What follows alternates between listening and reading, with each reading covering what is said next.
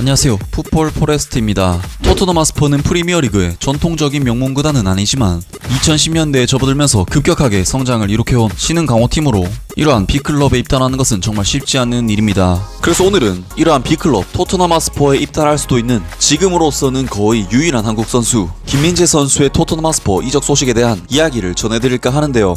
그러면 영상 시작하겠습니다. 네, 일단 김민재 선수는 1996년생, 포지션은 센터백으로 K리그 통산 52경기 출전, 3골을 기록, 대한민국 U13 대표팀에서 8경기 출전, 그리고 성인 국가대표팀 선수로서 30경기 출전, 3골을 기록, 주요 커리어로는 K리그 2회 우승, 아시안게임 남자축구 금메달, 그리고 동아시안컵 1회 우승, 개인 커리어로는 K리그 영플레이어상 1회 수상, K리그 시즌 베스트 11 2회 수상, 그리고 동아시안컵 최우수 수비수 1회 수상 등 만 23세에 불과한 선수치고는 이런 경력을 찾기 힘들 만큼 정말 역대급 기대주임에는 분명한 선수입니다. 아무튼 김민재 선수는 2019년 베이징 고안으로 이적해 중국 리그에 소속되어 있었는데 베이징 고안에서도 2019 시즌과 2020 시즌 굉장히 훌륭한 활약을 펼치면서 중국 리그에서도 자신의 실력을 검증해내고 있습니다. 워낙에 중국 리그와 국가대표팀에서도 활약이 좋기 때문에 김민재 선수는 계속해서 이적설에 휘말릴 수밖에 없는데, 김민재는 지난 여름부터 이미 계속해서 손흥민 선수의 토트넘 하스퍼와 연관이 되어 있었고, 이번 겨울 이적 시장에서도 가디언,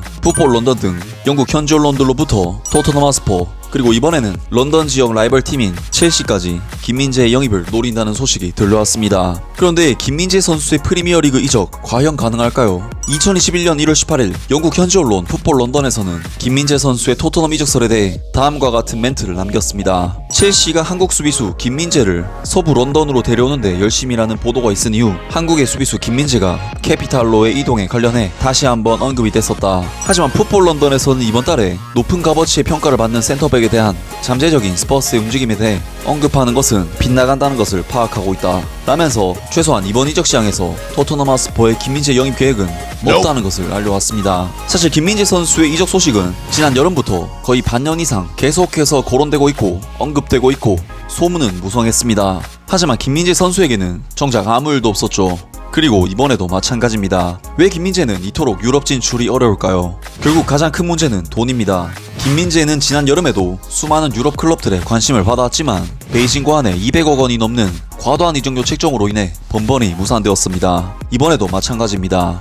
스포츠조선에 따르면 베이징 고안은 김민재의 이적료로 1,500만 파운드, 약 226억 원 정도의 이적료를 계속해서 요구하고 있으며, 이는 프리미어리그 홈 그로운을 충족시키는 97년생 센터백 조 로든을 영입했을 때보다 무려 40% 이상 비싼 금액입니다. 사실 김민재 선수는 우리에게는 최고의 수비수인 것 맞고 역대급 재능인 것도 맞습니다.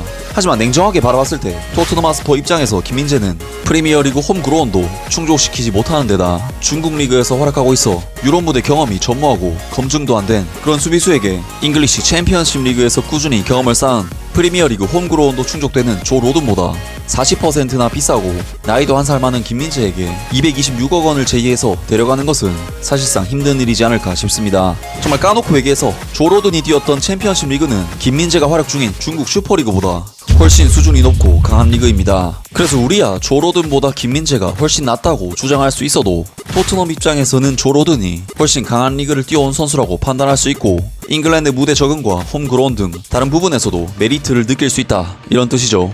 아무튼 김민재 선수 본인이 선택한 중국 리그 이적이지만 정말 안타깝습니다. 물론 경우가 다르긴 하지만 이재성 선수의 경우 20억 원의 이적료로 홀슈타인 킬에 이적했을 만큼 김민재 선수가 중국이 아닌 전북 현대의 수비수였다면 226억 원이라는 이적료가 나왔을 리는 없습니다. 아무튼 김민재 선수는 2021년 12월까지 계약이 되어 있고, 2021년 12월 이후에는 김민재 선수가 자유계약을 통해 유럽 무대로 진출한다든지 혹은 계약 만료로 선수를 공짜로 보내기는 싫은 베이징에서 여름에 적은 이적료라도 받고 이적시킬 확률도 있습니다. 결국 김민재 선수가 언젠가는 유럽으로 진출하게 될 텐데 올 시즌도 준비 잘해서 꾸준한 몸 관리를 통해 여름이나 겨울에 다시 도전할 수 있게 되길 바랍니다. 아무튼 오늘 영상은 여기까지고요. 영상 재밌게 보셨다면 구독과 좋아요 그리고 댓글 부탁드립니다.